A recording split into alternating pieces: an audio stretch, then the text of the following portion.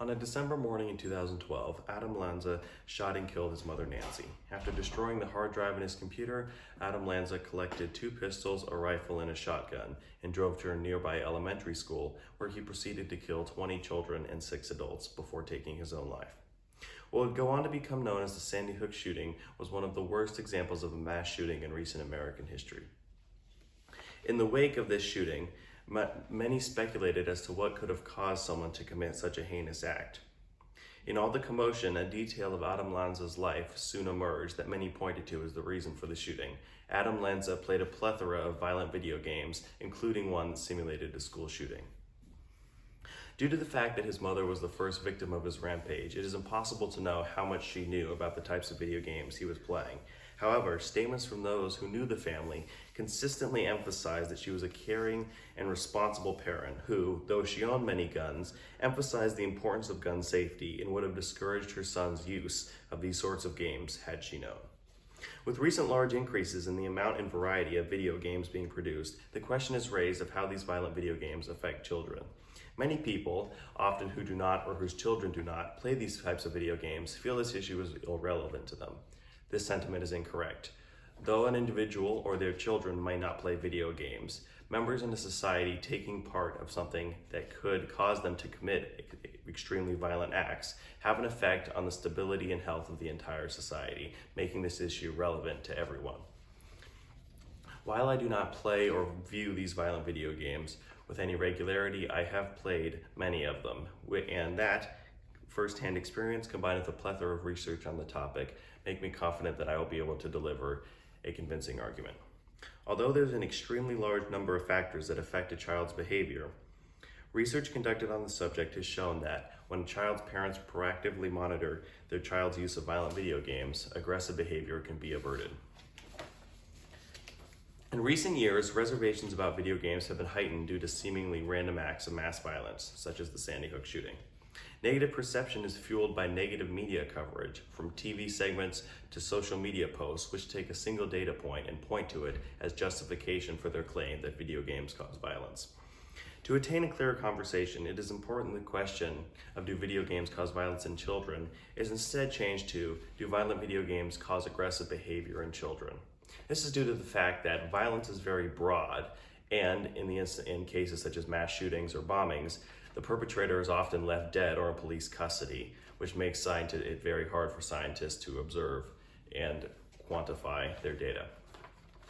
It is therefore important that the conversation is centered around aggressive behavior in children, as this is far easier to monitor. Through the hundreds of studies done on the topic, one major trend can be identified, and that is the correlation between violent video games, aggressive behavior, and family environment.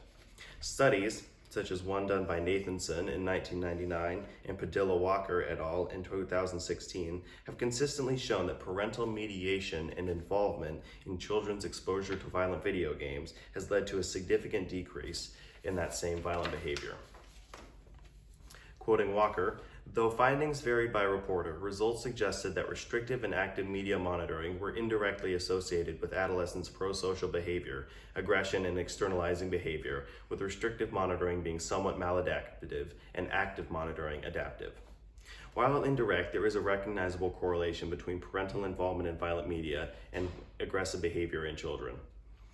Many other studies have established the fact that autonomy supporting monitoring by parental figures can lead to a decrease in aggressive behavior. Studies, such as Fickers et al. In 2017, have supported this claim.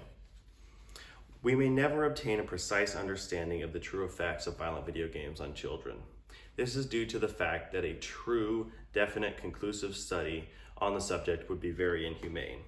It would require taking a multitude of individuals from birth, putting them in almost complete isolation, exposing some to a very large amount of violent video games, and leaving the others alone, exposing them to normal media.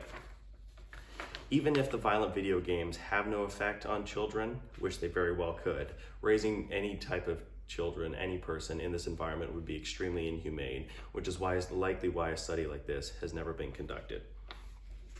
Even though there is room for error in many of the studies, including the ones I cited above, this does not invalidate all of their findings.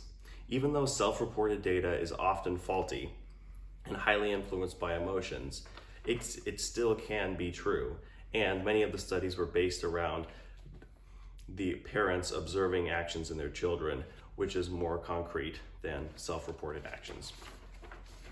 There is almost an unlimited number of factors, from economic status to behavior of friends, that can affect a child's behavior, making a true study of the matter next to impossible.